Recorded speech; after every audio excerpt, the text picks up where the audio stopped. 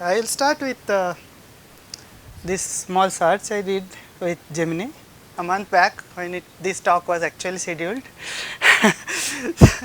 That time I asked that how many poster happens in Twitter, let's say, and this is what Gemini was provided. And what's important to look into this figure, it's like 6,000 tweets per second. That is what the numbers. Maybe that is a hallucinated number, so I just looked into my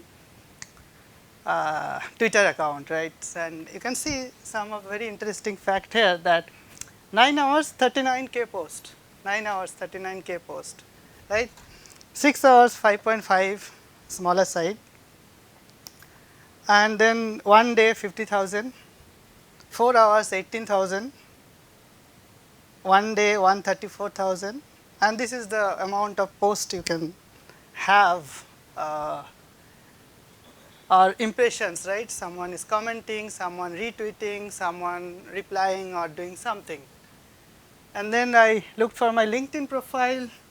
7 hours ago some post happens already, like within 7 hours 5,000 views and so on and so forth.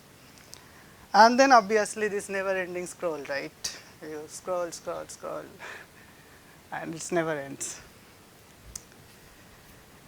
Now in this never ending stream of social posts, social communications, whatever maybe you can talk, like social news, anything. Nowadays you can also find that news media, the proper news media only use news from Reddit, Twitter, right? They have news articles online that some Reddit user said about this. So how to find that is an important problem, right? With this many of the posts, right, which to report. So in this never ending post or stream of text, is it possible to find communities? Is it possible to detect the list of events that is happening around? Like let's say this event happening. Is there any impressions in that virtual world or not? Or is it possible to detect aggressions and their dimensions? Right. So we'll talk about few things of this. Because of the limitation of the time, I cut few things.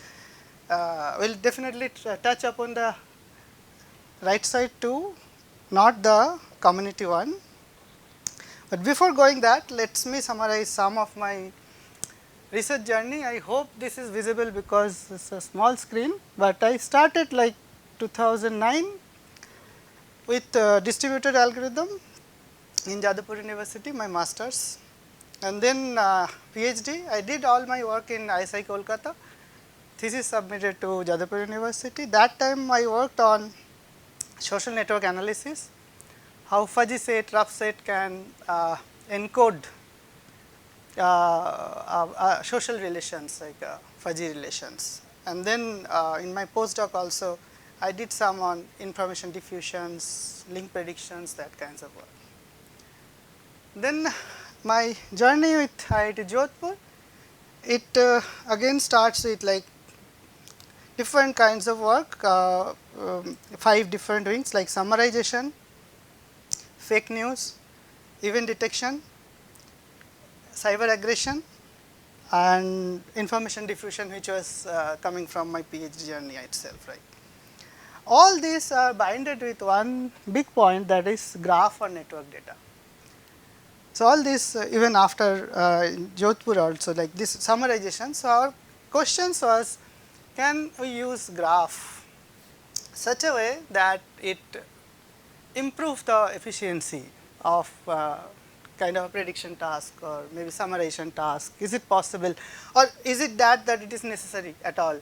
Where it is necessary, when it is necessary, or maybe if we look into a domain like aggression, most of the people or researcher works on detecting aggression, versus we are asking that whether it propagates in the network or not. If it is propagating, then how can we predict that propagations, or maybe my future, right? How will I will be behaving in this particular network? That kinds of questions.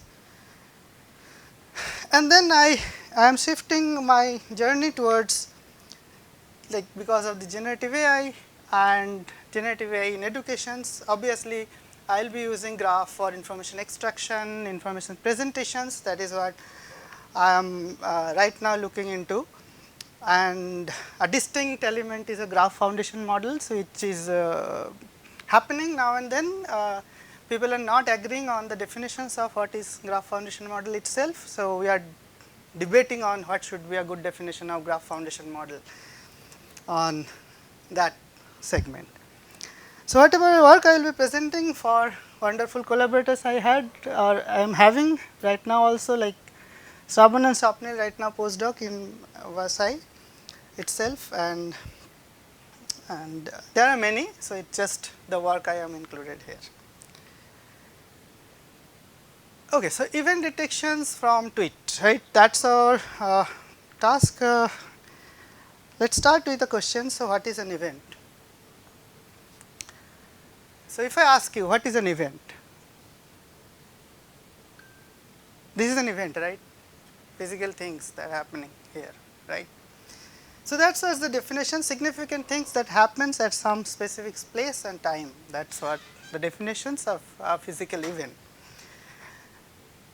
Now, because of these social networks or these kinds of web 2.0 and moving into web 3.0, we are seeing more people living inside the virtual world rather than this kinds of physical world, because see, this room is empty because everyone knows that it will be recorded and posted somewhere. If required, I can see, right?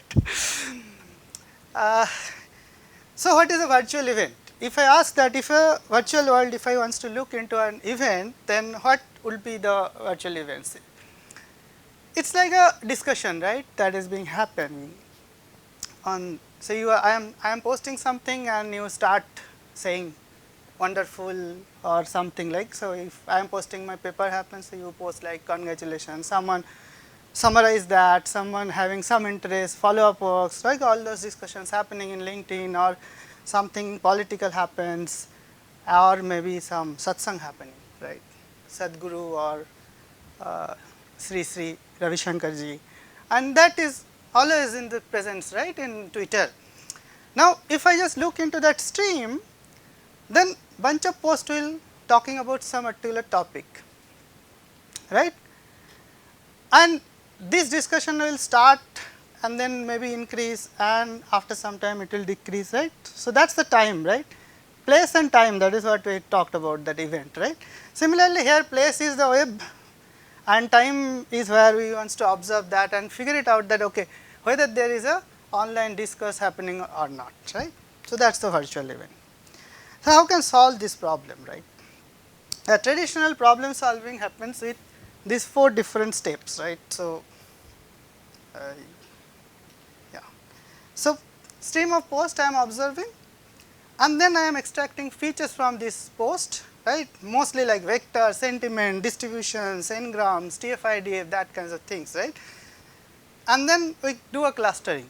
I can run very basic clustering algorithms to modern clustering algorithms, maybe neural network based clustering algorithm, any kinds of things like k-means, k-median, density based, dbscan, and each cluster is representing, if sufficiently large, we will call that is an event, and then we can run the topic model on top that cluster, that okay, this cluster is talking about this, okay, celebrating the birthday of our prime minister, or maybe some satsang happening, right. So, now, this is quite time consuming, feature extractions and all those things. So, we ask these questions, can introductions of graph in this pipeline improve the efficiency, is it possible or something. So, what we did is we cut this link, okay, and we add this. So, we first generate some interaction graph, and then with that interaction graph will detect a community, which will be using some community detection algorithm available in the literature, and then we run the feature. Now, each community will have this feature extractions and clustering, that kinds of things, or you can also use the feature extractions maybe earlier, but clustering after this community detections, that kind of things. And what is the result? So, this creates so how many of you studied software engineering, right? There is a concept called separation of concern, right? modularity of software, right. So, basically this is what it is introducing with this graph and community detection, and because of this interaction graph, and the improvement is something like this. If you just compare this, the proposed algorithm took only 155 seconds versus if I run the earlier pipeline which took like 20,000 seconds, same thing. What we introduce that separation of concern, so that your comparisons becomes much less. You are now comparing within the cluster, not outside the cluster, which is otherwise happening, and it improves the performance, right. Now, the most important part, from where I get this graph, right. So, this is 2 tweets I collected long back, because it's long back, and 2 posts of MOE, and how we create the graph. So, each of these mention is becomes nodes, and if they appears in the same post, they have a connections, relations, right. So, if like that, that's how all these connections like this PMO India with one node, and then Narendra Modi another node, and there is a connection. And if I can do that for all this post, we get a very complex graph, very large complex graph like this left side one. And if I convert that into the community, I get that kinds of small patches. Each patch is now manageable rather than a full graph, right. That is what is happening there. Now, you may ask a question that detecting community in this particular large graph is also very costly, right. So, we also worked with that, and we have online community detection algorithms which takes each edge and continues. I removed that from this talk in order to include some of my new work. So, that is also very quickly you can just query that whether these 2 nodes belongs to the same community or not. So, that is the online streaming algorithms or community detection, which is again very fast. So, if you can incorporate these 2 together, we are having very nice and fast event detections algorithms in our hand. Okay, so now we have graph in our hand, right, and obviously we are in the world where representation learning is what we are dealing with, not the traditional one what I showed just now. So, can we convert that into some kinds of representation framework in a graph representation learning framework? Before that, just one slide for what is representation learning. We have a data point in my hand, and then we have another space somewhere, and we want to figure out a functions like f theta x. Theta is a parameter which will convert that into there in that particular space, and there is an objective. So, if I want to transfer that from here to there, I have an objective of let us say community direction, the nodes who are similar supposed to be closer to that space, right. That is how the representation learning. Now, graph representation learning just replace that with a graph. Now, my node is graph, and I want to move those nodes into some space or maybe edges depending upon the problems in my hand into some space. The problem with graph representation learning is little different than a normal representation learning, because the dimension of graph is much higher than our usual normal data points, right. A data points having let us say 100 columns is a 100 dimensional data, versus a graph with only 100 nodes is a 100 dimensional data. And with 100, so you can see that graph, right, that used to have like billions of nodes, right, 6,000 posts. If I convert each post having some bits of nodes 5, 6, and if I multiply that, it will have a huge dimensions. Okay, let us move on. So, this is graph representation learning problems, and with large graph we face lot of problems, that's keep aside. Okay. Let us look into a particular loss function that usually being used for these kinds of graph representation learning problem, specifically with the supervised graph representation, which is called triplet loss. We all use triplet loss in many kinds of supervised learning problems, right, in images in somewhere, right. Now, what the problems we try to address here is that how triplet loss can be made consistent with a graph, right, a large graph. So, what we need to do is we need to split the graph into batches. and use the mini batch to clustering, right. So, let us look into that what is happening here. So, we have a cluster or mini batch, and there we have two classes, let us say, and we run with the triplet loss, and what we get is like a very good class separations, two class separated nicely. But we have another batches, right, multiple batches, each having a good separation, I am agreeing on that. But what happen if I just look into broader picture here? So, the broader picture is this a consistent? Some places no, right, those are these places where you can see that green is closer to red versus another green in another mini batch. So, two different mini batch. Now, the problem is if I look into that particular space, that red maybe comes under this particular class itself. So, can we make it consistent somehow over the mini batches? So, that is the problems we took up in our lab, which recently got published in TMLR, and this is what we propose, that we have two different laws, what is affinity loss and alignment loss, and we can say that this is not working alone, it will also it will work alongside with the triplet loss as a regularizer. So, what is basically happening? So, look into this particular space. So, what we did, we also put labels into that space. So, we transfer or represent labels into that same space. So, these boxes are labels, and then what our affinity score is trying to do is make all who are in the same class go to a target distance. That target distance is m1 in this particular equation, m1, closer to that target distance, and if it is not in the same class, then there should be a minimum distance. So, that is the m2, right. So, what we are trying to do is let us bring it, that is a classical clustering problem. If you are similar, come closer, if you are not similar, come closer. So, classical clustering. The main thing is like now alignment. Now, each of this centroid where we are targeting each class, we are asking that can you move towards the label in mini batch. So, label is a reference point, right. So, now cluster came closer and going towards the label. So, it allows to be more consistent over the mini batch, because there is a reference point alongside the mini batches, which was not there earlier, right. Each mini batches are independent. Now, we are binding that into some particular reference point. You can read the paper where we also prove that why this should work, and means how things are actually working in the form of lemma and proof. So, I am not keeping that here.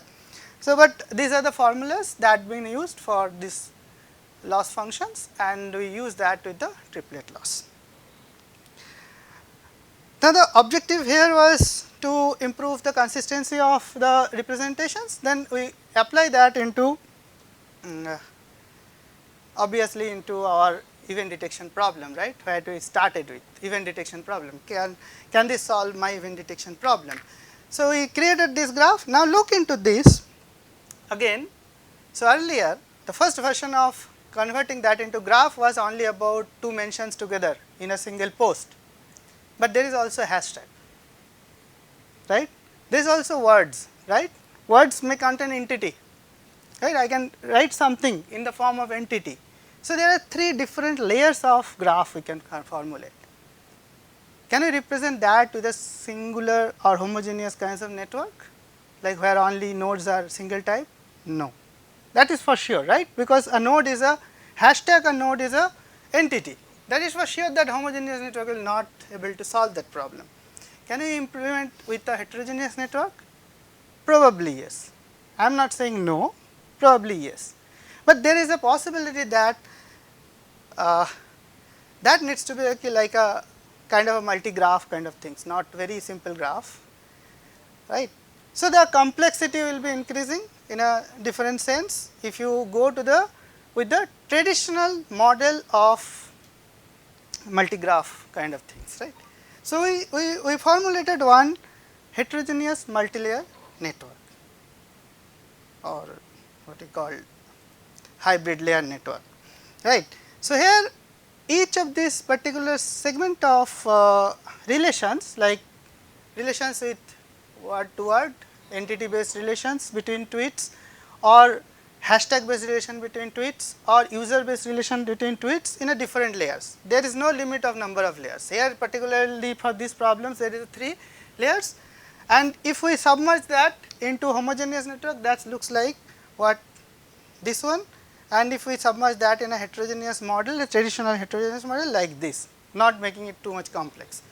But these kinds of represent of 3 layer will give us some opportunity to look into communities in each layers if required, or maybe with some other kinds of properties that help us in representation learning, and how we will see.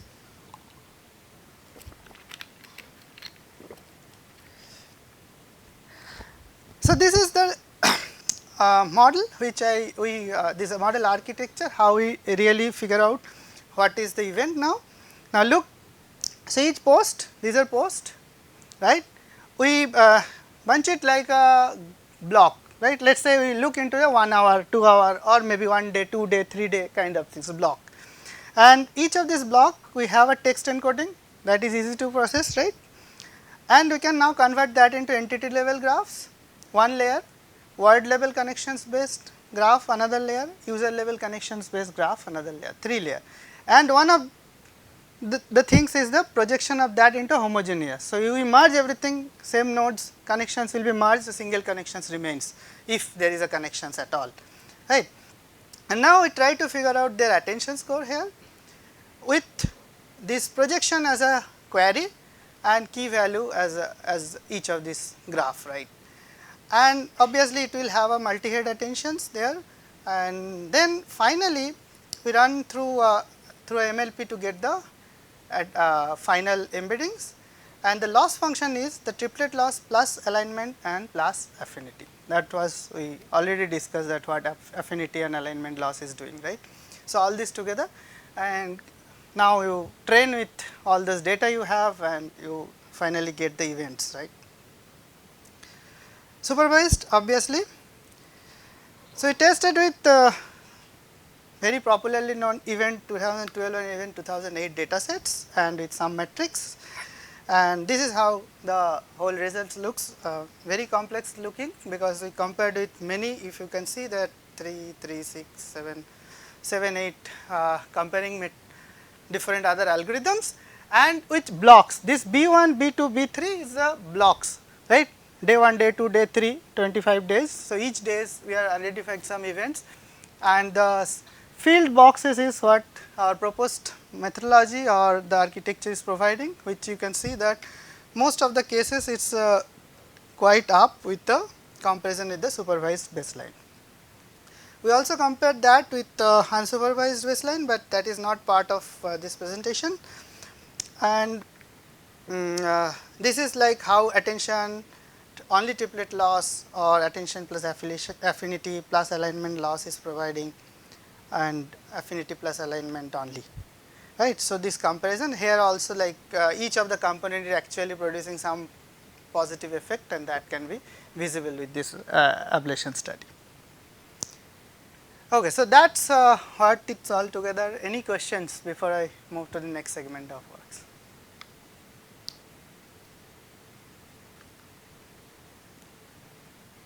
I hope I am on time. I do not know if I am slow, too slow or not. Okay, so I will finish. Okay, 15 minutes. I will skip the formulas. So, next thing is multilingual, multidimensional aggression detection, right. This is also he will be presenting that in two days in WWW. So, Swapnil's work. So, first caveat that this next segment of slides may contain some of the tweets which our own group is not affiliating, it is just from the Twitter itself, just for research purpose, right. It is not for harming any kinds of sentiment. Okay, cyber aggressions is a harmful intentional online behavior, and that is like so that it includes like hostile, offensive, abusive language, insult, threat, and many other things, right, like life threat or anything, right. So this was a old work, uh, but what we tried with this particular work is, let's look into more granularity of the aggressions, not like aggressive and not aggressive. Can I look into that more granular manner? What kinds of granularity we are looking at? Okay, what is the aggression level? Whether it's overt, covert, or like sarcasm kind of things, or it's like a aggression type, like is it a physical threat, is it a sexual threat, abuse, or kind of non-threatening kinds of things.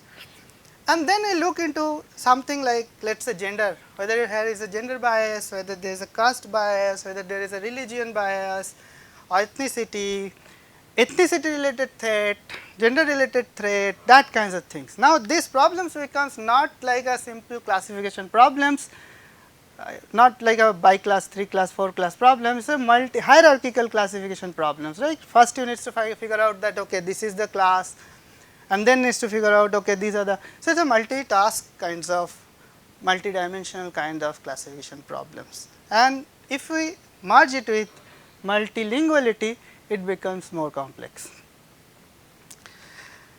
So we did some bunch of annotations, and this is the entity diagrams, entity relation diagrams, what kinds of data we have. So each tweets will have some author, some mention, then their language, whether that is retweeted or not, that kinds of different kinds of dimensions into it. And then we have 27 different annotator. We worked with 4 different languages like English, Hindi, Marathi, and Bengali, because that was our group's expertise. If you ask that why not any other languages, so this was our group's expertise. And we have then identified whether it's a gender, religion, aggression label, aggression type, whether it's bias, which kinds of biased, caste or not. And obviously these there are some examples here, and obviously there are subjectivity, right, with all these tweets and subjectivity. And because of the subjectivity, we always face like some kinds of problems with consensus between the annotators many times, right. So we also included LLMs as a kind of a secondary tool, like, so let's say 70%, I exactly forgot the data, what was the exact numbers, but let's say 70-75% where consensus happens with the human, and rest of the things not happening. So we pass it to 5 different LLMs with some examples that, okay, so earlier these kinds of things are consensus happens with this, so what, and then this 3 annotator plus 5 LLMs, we have some kinds of few more annotations possible, right. Let's say it's not much, about 10% probably, if I remember correctly, about 10% additional annotations happens with some expert view. Okay, now we have the data, multilingual aggressions and multiple dimensions. Now our question is, can we have some kinds of predictions from our text with all these dimensions, all these tasks? So we proposed indic karma, which is having 4 different agents, and each agents work for some things. I will come to that. So first is knowledge retriever agent. So it retrieves knowledge from knowledge graphs, right? Let's say Wikipedia, which is a kind of a I will say Wikipedia, sorry, Wikidata. And then another is a common sense knowledge. So we incorporated those 2 graphs into fetching out that, okay, this post is like this, maybe some entities are there. So if there is any additional information, like for example, here it's I think where is the example? Right, Nupur Sharma is a member of political party, Bharatiya Janata Party. So those are coming from the Wikipedia data, and some common sense like hijab is a religious cloth, right. So if someone is putting something, some comments about hijab or something, that comes under like a religious kinds of segment, right. Whether that is a threat or not, we will discuss, or we will figure it out later, but it is related to some religion. So that kinds of common sense knowledge and wiki knowledge. So, once this data enhance that, now next is that we want to use that knowledge enhanced data to for our task, right, for our multidimensional task. Now, if I pass it to a big large model, that cost much. So, we take a thing which is called teacher assistant agent. So, we took like a small model, small transformer model, and then we enhance that with context and then task specific contextualization, and ask this particular model, can you do identify the type of things, right, or can you identify what is the threat level, or these kinds of questions, all these 6-7 questions, and if it can, then let us take it, right, based on the confidence level, right. So, if confidence level crosses certain threshold, we will say. So, out of the 6 questions, maybe 3 or 4 it correctly identified. We keep it that, and then only pass the next to task, which is like not solved by this TA. Let us go to the teacher. So, TA is not possible, will not be able to help it. So, now let us go to the teacher.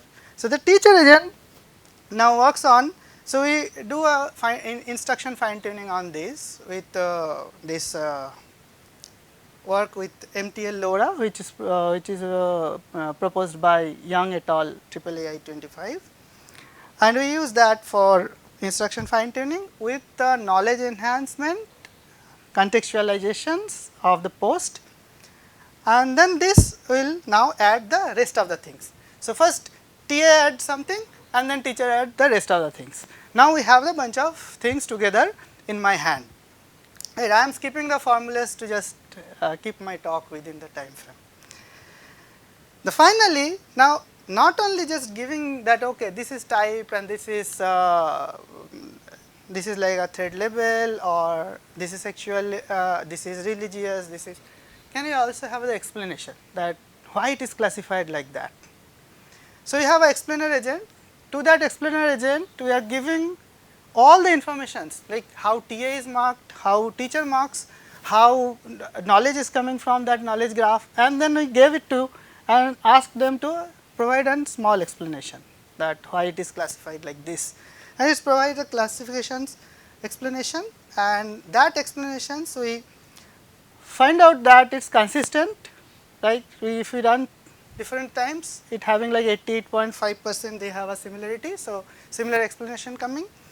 Faithful, like if I remove the key terms, then the things are the accuracy is going down. That means with the appropriate key terms, it identified that what is the problem there, and it is reliable because we randomly pick up 100 and manually verify it, like look into that whether explanation is correct or not. And this is a long test that we did, like let us say, now we compare that with let us say if I just give the same as a prompt engineering, why do bother about 4 agents and they are training and then asking, why not put them as a simple prompt engineering. So, we tried that with 3 examples, so 3 shot and their accuracy. And that is also like single task, we are not asking them. So, we are asking sequentially, can you identify the type, can you identify the intensity, can you identify x, y, z. So, all 6 separate questions, then this accuracy come, and if you compare that our altogether model, it is quite improved, right. So, it is 10%, almost like 31% improvement in some cases, right. And also we have some ablation study, and we just look into the separation wise that whether how gender bias. So, one of the important matter here was because we are asking certain questions. So, I just because of the hurry I just skip that. So, if you look that, I think particularly here we need to manage like the last equations, you can see that entropy regularizer. So, what is the problem that if you collect 10,000 tweets, how many of that will be like life threatening, how many of will be like sexual threatening, how many of and very particular, right? We are talking about gender bias, right? How many? So, some of the classes are having very small representation in that hierarchy. And now if we use the normal weight adjustment, then probably those class will be anyway, you can identify in any way and still manage your accuracies, right. So, that needs to handle. So, that was a challenging task for us during our all these experiments and how to modify these kinds of equations further. Okay, any question? So, this is the last slide for that particular work. I will move quickly one single slide I left. Yeah. So you told like you have done 10% annotation using LLMs. How did you validate those annotations? Okay, so this validation, see first of all that this is not like LLM annotated, it is like LLM voted rather, right. So, we run it like 5 different LLMs and then it becomes, now it becomes like 3 human annotator, 3 round of 3 human annotator, that means 9 times we already verified and then 5 different LLMs. So, I have that much of data. Now, can we figure out the agreement score? If there is an agreement, we will take it, if not, throw it. Those particularly is very difficult for it, final utilization. So, that was the strategy we followed and then again kind of randomly picked up and expert verified that okay, even after that whether we miss something. So, there are some random verification. So, that is why I am saying we are not able to fulfill the all 20-25%, maybe a 10% increase. Instead of having like 70% which is a proper annotated, we also increase another 80-81%, that is we achieved. Rest of the things are outside of our benchmark. One more question, like the agents which you have used, so which model was those agents? I think one is written here, if I remember.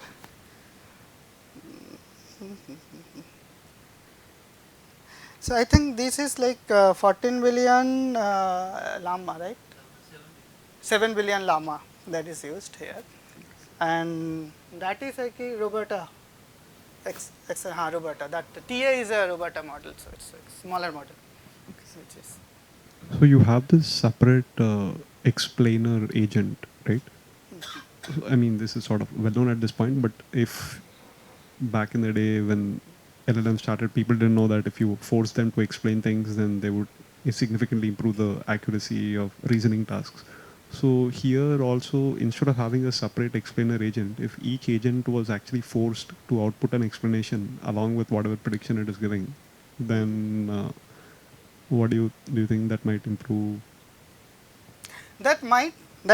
So, see in AI, I will not deny that it's all like experiment and see the results, right. So, I did not do that experiment, but think what happens that this explanation at the end will have both the TA and teachers, because TA could only identify 3, right, teachers identify rest of the 3, 6 questions, right.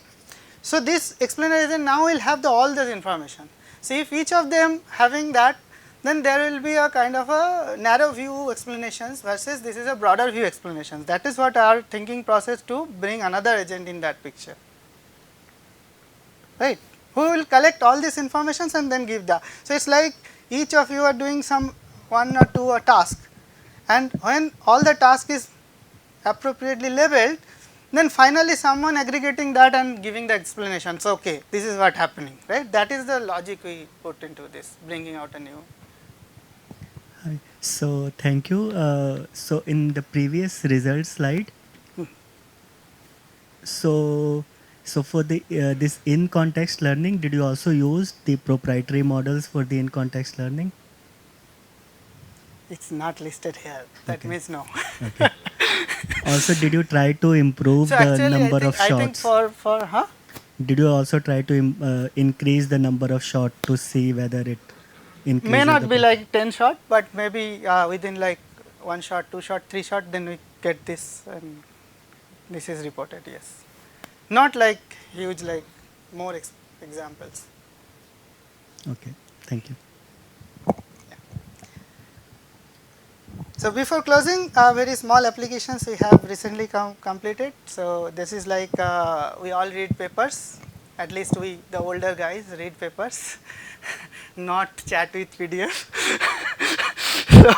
so we face like lot of scrolling and page moving. So we have trying to annotate all these things with some help of LLMs and some kinds of algorithms. We are trying to put the pattern from here. Final slides here that right now I am looking people who can work with the last segments like graph foundation model, generative AI for different kinds of educational applications, where we obviously use graph as a kind of intermediary or information extraction presentations, and then also from like information presentations, which is like a data visualization domain, which is having a very nice application. So that being said, you can join our group. Thank you.